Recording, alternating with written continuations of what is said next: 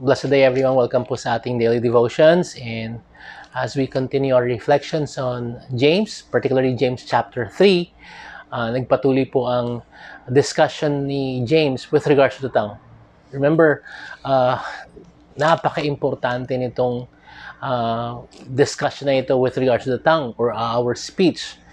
Napansin natin po, di po ba, na every chapter, minention po ito ni James. In fact, in the chapter that we're in right now, chapter 3, he spends 12 verses just to discuss about the dangers of not being able to tame the tongue or bantayan ng ating mga pangungusap. Remember, sabi ni James, ang totoong nananampalataya nakikita sa mabuting gawa. Kasi imposibleng tunay na binago ng Diyos pero wala namang mabuting ginagawa. At sabi niya, kailangan din makita ito sa ating mga pangungusap, sa ating mga pagwiwika. And so, as we continue on, we will be looking at chapter 3 pa rin. Let's start with verse 5, but we'll be looking at verse 7 onwards. Sabi po ni James, "So also the tongue is a small member, yet it boasts of great things." Sabi niya, maliit na bahagi ng katawan, pero marami siyang potential na pwedeng gawin. That's why he says, it boasts of great things. How great a forest is set ablaze by such a small fire. Kung paanong ang napakalaki, minsan napakamapinsalang forest fire is actually started by mga maliit na spark lang, di ba? Kaya sabi niya gano'n dito, how great a forest is set ablaze by such a small fire. And the tongue is a fire, a world of unrighteousness. The tongue is set among our members, staining the whole body, setting on fire the entire course of life, and set on fire by hell. And now, verse 7. Kumbaga, ina-amplify ni James ang kanyang discussion with regards to the tongue. Sabi niya, napaka-mapanganib nito. You say you're a believer, bantayan mo ang bibig mo. Kasi ang isang tunay na mananampalataya ay dapat hindi makita itong ganitong klaseng pangungusap dahil napakadelikado. The potential of making or breaking someone or the dangers of not being able to bridle the tongue. Sabi niya rito, for every kind of beast and bird, of reptile and sea creature, lahat yan nasakop na. Yung sinabi niyang beast, lahat ng klase ng walking o four-legged animal. Bird, yung lahat ng klaseng bird, reptile and sea creature. Ang point niya is, posible, it is possible for every beast, every animal to be tamed. Kaya sabi niya, for every kind of beast and bird, of reptile and sea creature can be tamed and has been tamed by mankind. And we know this to be true, di ba? Marami ngayon ang trabaho nila, nagte-train, di ba? Kaya marami mga, kahit na mga daga, turuan. Even birds na tuturuan. Even mga sea creatures na tuturuan. Right? The point is this. Even the wild animals can be tamed and be trained by mankind, but no human being can tame the tongue. Wala raw sino man sa atin, walang sino mang taong kayang i-tame. Ang tame has a picture of paamuhin, kokontrolin ang tongue, and we know this to be true. Diba? Kaya nga, diba minsan, dapat talagang maingat tayo eh. Yung ating pamumuhay ng matuwid, minsan in a few seconds of not being able to control the tongue, ay wala na, natapos na. Nasira na agad ang testimony because of a few seconds of not being able to tame the tongue, ang ating pag-pangusap. Kaya ito yung point niya. Every wild animal can be tamed, pero yung tongue hindi kayang i-tame ito ng human being. And then this is an exaggeration, right? It is a restless evil full of deadly poison. Diba minsan,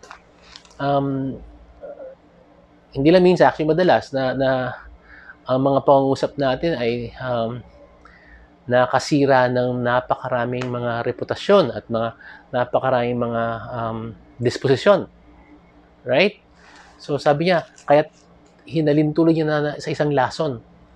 The tongue is a poison, sabi niya, a deadly poison. And then in verse 9, this is where I want to call your attention. Believers, Christians, or mga kapatid sa pananampalataya kay Kristo, sabi niya, you understand this? This is the point of James. Kung gaano ka-delikado ang dila pag hindi nabantayan, it can be likened to a spark that can trigger a forest fire. Kung paano yung mga wild animals nga kayang itim pero ang dila hindi. And this tongue, this small organ is deadly poison. Sabi sa verse 9, with it we bless our Lord and Father, and with it we curse people who are made in the likeness of God. And that's heart-piercing. Kung uunawain lang natin kung paano nakagamit pala ang dila sa hypocrisy.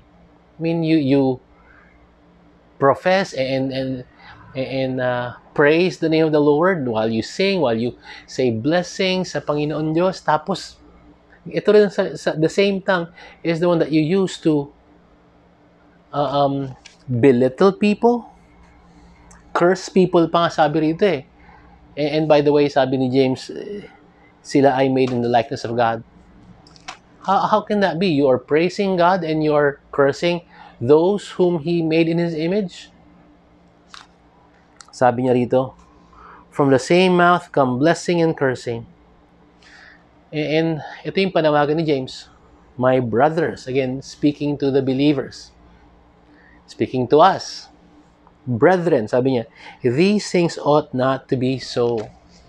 Hindi dapat matunghayan sa isang mananampalataya ang ganitong kaparaanan ng paggamit ng ating mga labi, ng ating mga dila, ng ating mga pangungusap, ng ating pagwiwika. How can that be? On Sundays or maybe Wednesdays or even Fridays, kung ano man yung mga panahon na nag-worship kayo, you use your tongue, you use your mouth to praise the Lord. To some, maybe to teach God's word. And then with the same tongue, you curse other people? You look down on people?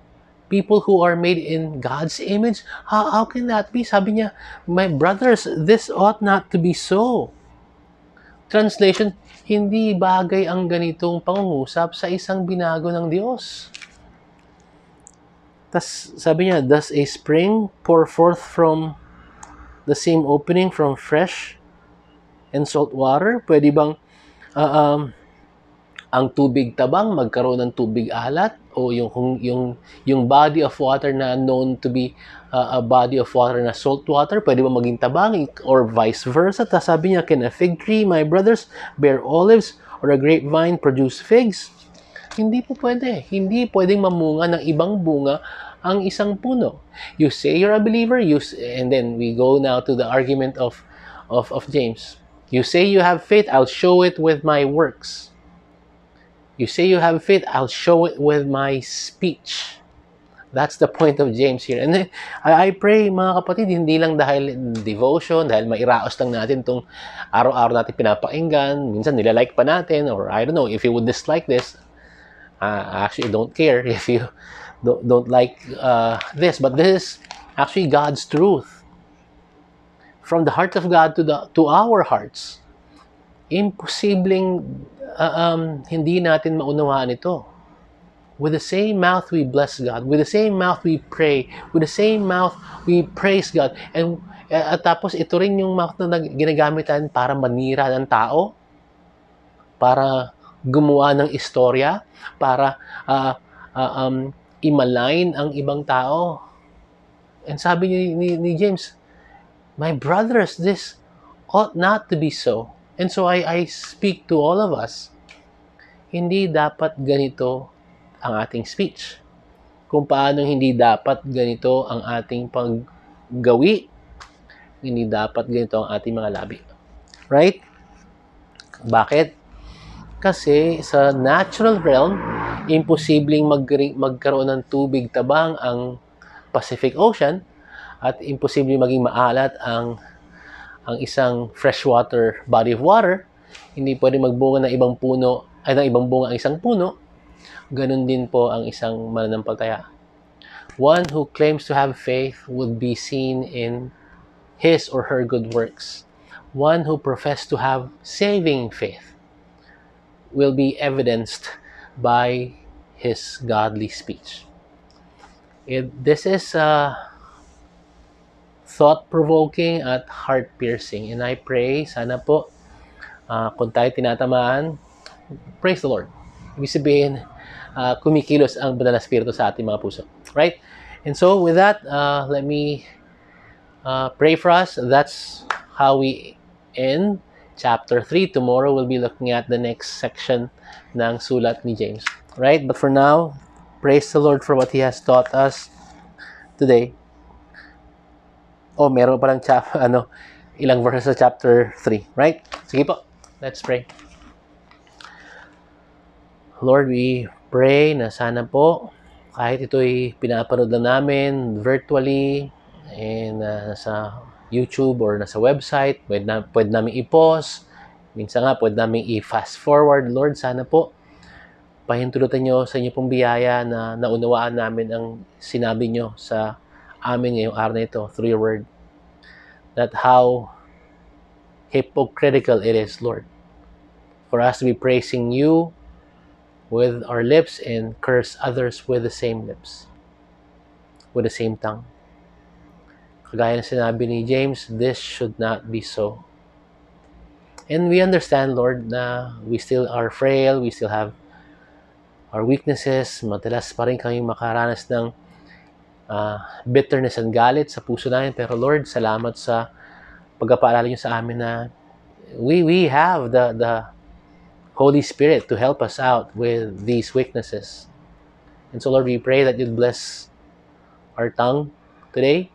May it only speak forth blessings sa inyo, papuri sa inyo at pag-edify sa tao.